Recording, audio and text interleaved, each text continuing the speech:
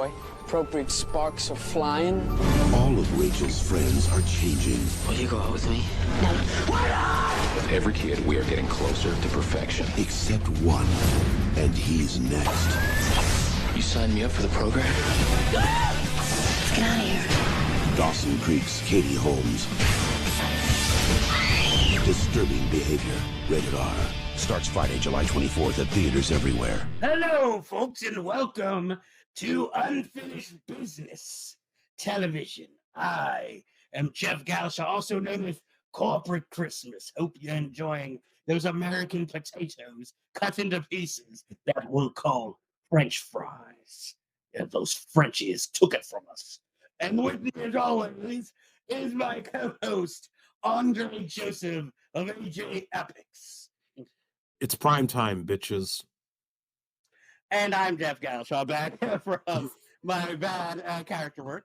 And this week's episode is one of your favorites. It's a deep dive where we take a look at a film from the past that has some kind of meaning, good or bad, to us here. And we just like to have a fun time with and inform you about. This week, I have picked a movie that was actually my first ever DVD purchase. Disturbing Behavior from 1998. This film, directed by David Nutter. Yes, that's his real name. And written by Scott Rosenberg of Beautiful Girls and Things to Do in Denver When You're Dead. Stars, I can't even say a young James Marsden. He still looks the same. You know, he's like Paul Rudd. So it stars James Marsden, and Katie Holmes, her first film after starring in Dawson's Creek. Nick Stahl, Bruce Greenwood, favorites here at Unfinished Business Television, William Sadler and Steve Rail's back. Chad Danella from Final Destination as UV, and a bunch of hot Canadian girls playing high school girls in this movie, and Catherine Isabel, daughter of Frohickey, from X-Files. This film it's basically almost like a Stepford Wives movie, where a teenager moves into a new town. The high school, like, it's kind of 50s-ish, but then it has its so-called freaks, and they slowly start to conform or change. And there must be something behind it. Could it be the guidance counselor and his sci-fi experiments? You know, look, this isn't rocket science, literally, but this is a hell of an enjoyable teen sci-fi fantasy movie that I love. I even went to see this in theaters. But that is not why I bought the DVD. I wasn't like, I love this movie so much, and I got to. It was the fact that this was an earlier example of a filmmaker made a studio film, had a great director's cut that was 115 minutes long, did one test screening. Audience was like, yeah, I don't like this part, I don't like that part. And the studio was willing to change most of the movie to fit one test screen. I think it would have been better received today, because I think it would have gotten its director's cut. But this was when the internet was first starting. And this is the type of change that, I guess, Ain't It Cool News at the time was rallying against. Because who knows what the 115-minute version of this film was. It was a lot deeper and explained everything. But the 96-minute version we got has so many cuts and loopholes and plot holes that it, again, is okay, but it's not good, you know? And this film, one of the reasons why, to me, it's so well remembered, other than those cuts, is just how the depth of those cuts, which were all on the DVD, but he couldn't assemble them to make a director's cut. So you have to watch the deleted scene and pretty much put it in your mind where that scene would have went in the finished film, and a different ending, because the ending we get seems like there's a hope of a sequel if the movie had made enough money, whereas the original ending was darker and had a more definitive ending. But I'm not gonna lie, two things made me want to go see this movie.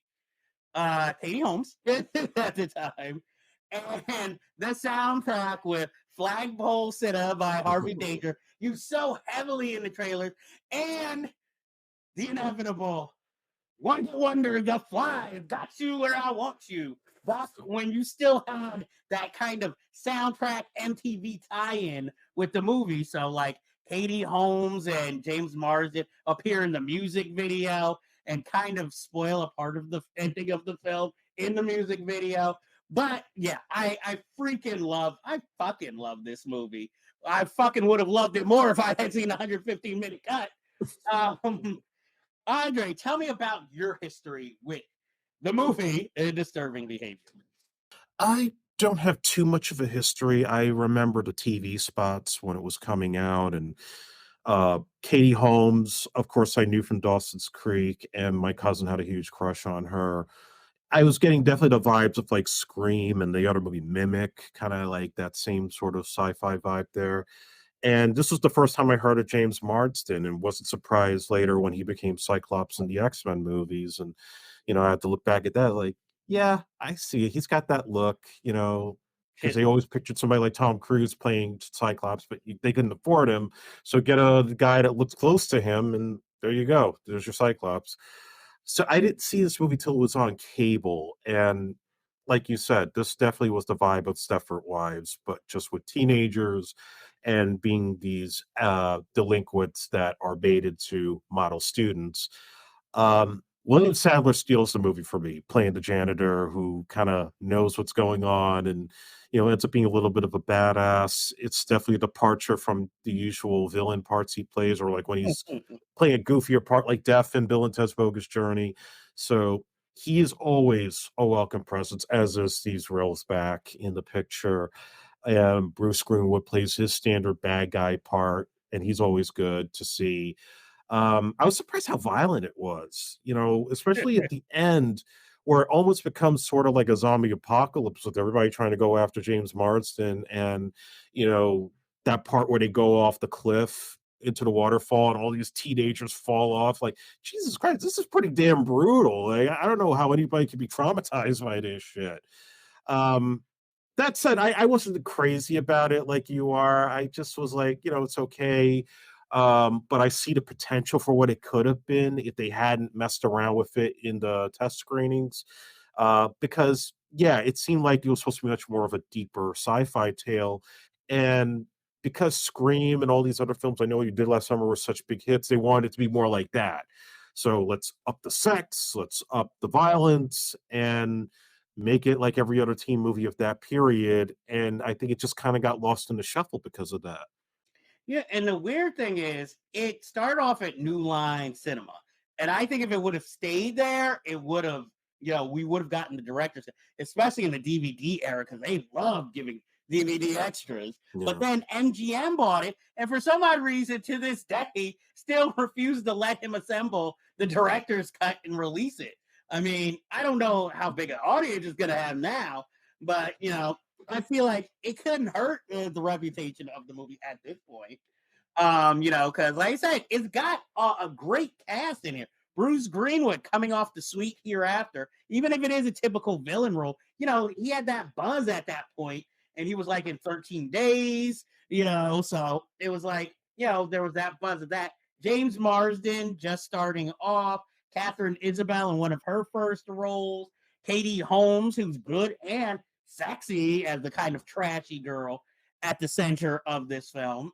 You have now a lot of recognizable Canadian actors in this movie, especially if you were a fan of James Wong and Glenn Morgan with the X-Files, Millennium. You're going to recognize a lot of faces in this film. And that's the whole thing. Since David Nutter directed it and directed a lot of X-Files movies, it has that feel of the X-Files in it, even though it's not an X-Files movie.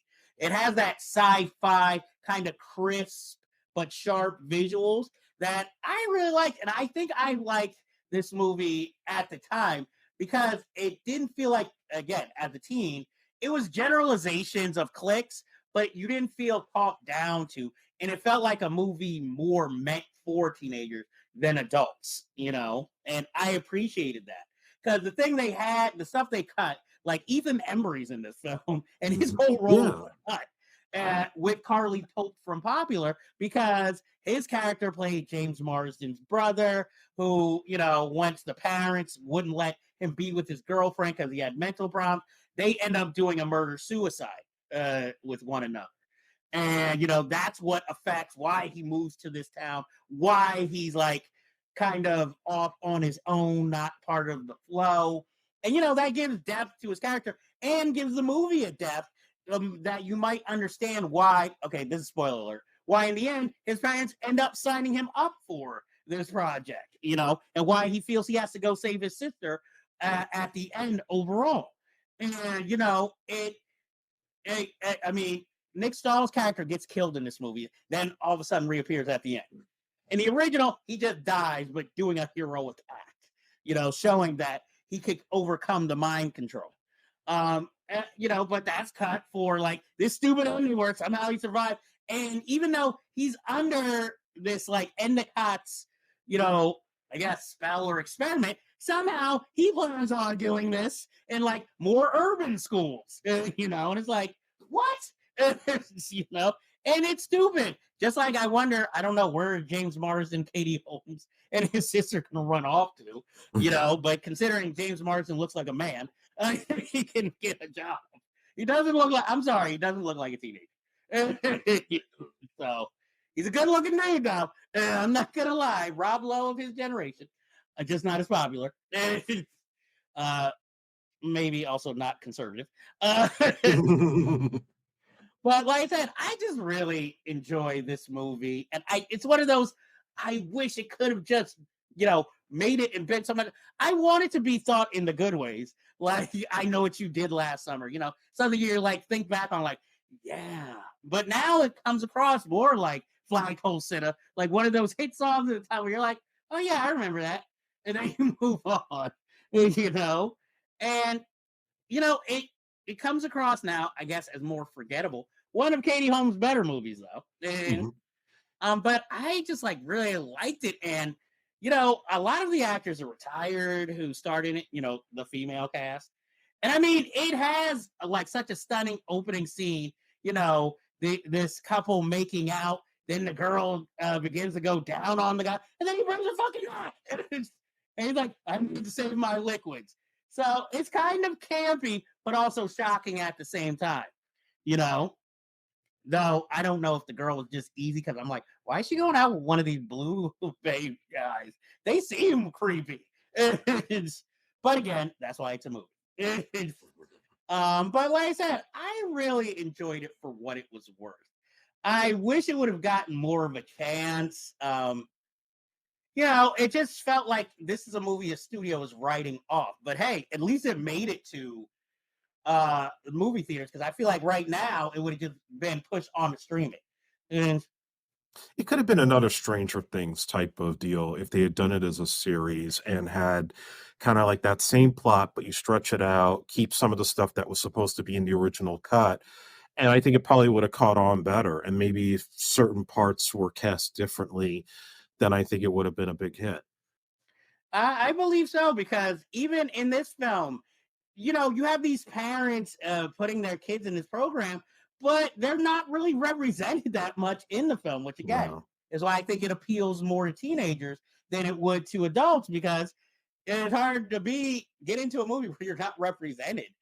And Scott Rosenberg, of course, thinks he's smart, and as always in this script, because Caldecott and what's his name? Last name Newberry. Both children book awards. And so the hero and the villain have the last name of Children's Book Awards. One is given for more visual art, and the other one is more for story and prose. I'll let y'all look it up to see which is which. I'm not doing all the work for you. But, you know, I just realized we keep going back, or at least I keep thinking Scott Rosenberg scripted movies for these team times. I Just don't don't know do why. Gone in 60 Seconds. See, that's an interesting thing. I have a lot of complaints. Me too.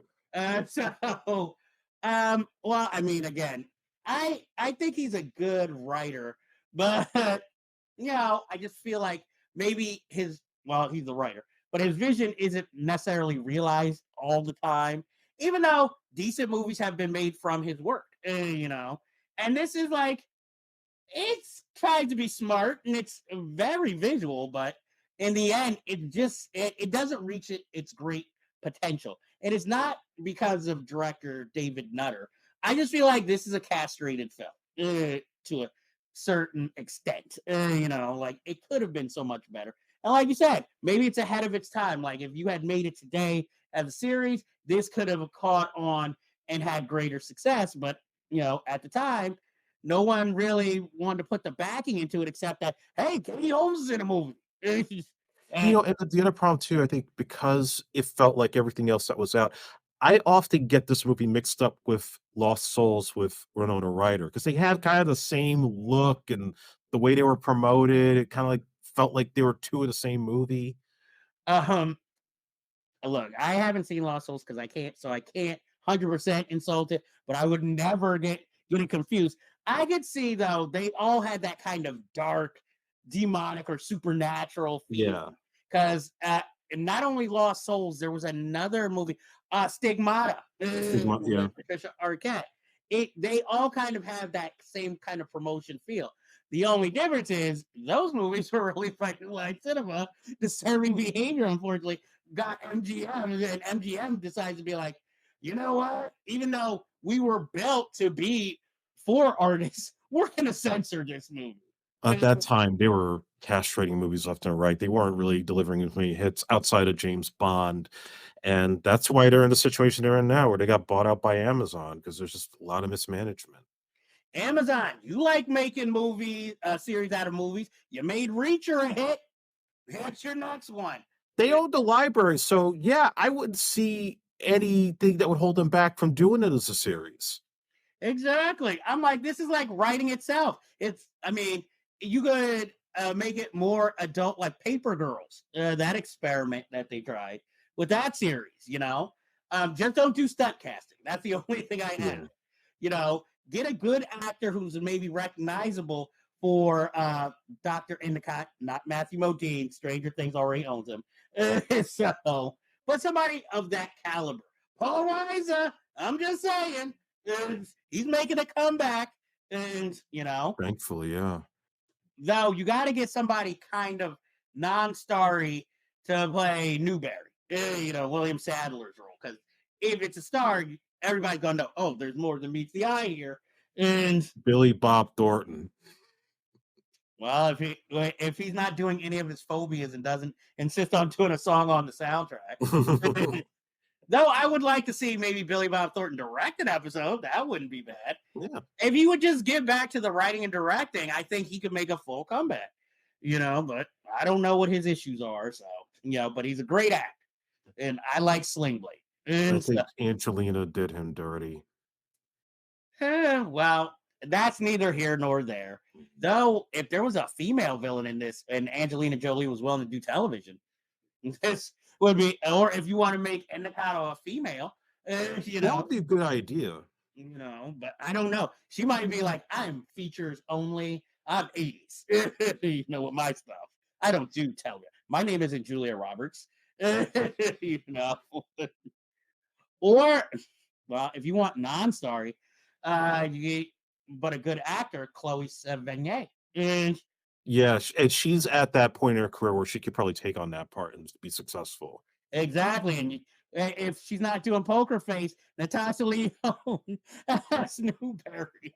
It's just weird. Natasha Lyonne like really accentuating her accent more as she's gotten older. True, because she didn't really have one when you watch, like, Everyone Says I Love You. Yeah, not when she was younger. Yeah, or Slums of Beverly Hills. No real accent. But weren't they supposed to be from California more in that movie? I don't remember. I thought she had moved from another state. Could be. And they just made us know that the family was Jewish. That was the only thing in Slums of Beverly Hills. But yeah, I think this film needs. I think it needs a larger audience, or at least a lot of people to look into it and look at what was done to it. You know, Yeah, because I was about to say we could go endlessly on recasting this film. Just no 40-year-old guy playing the lead. Like I'm an emotional teenager. How you doing? you know, that is no offense to James Marsden. He is a fine actor. He just always looks like a man. Like a middle-aged man. Him and Paul Rudd. So, do you have any other thing to talk about when it comes to disturbing behavior? Maybe any trivia or anything? Final No, thought? that's all that comes to mind. It's a movie that probably had a lot more going for it had it not been meddled with in post production. Yes, and you know me, I like the film, but I want to love it. So I say definitely, it's a recommendation for me. Definitely check this movie out. F what you heard. It's actually a pretty decent, nice little sci-fi thriller for the teenage audience about conformity and anti-conformity. So that ends this week's business on the deep dive. But as you know, we always have more unfinished business, and Corporate Christmas will be back in future episodes. We'll see. I have a busy schedule. I have to figure out how to make the quadruple hamburger with Swiss cheese. A thing. You have gingerbread cookies on the side. Exactly, with bacon flavoring. See it now. Drink it all with a sugary Panera Bread lemonade energy drink combo that gives. But yeah, what a way to go. So that is this episode. We'll talk to you next time.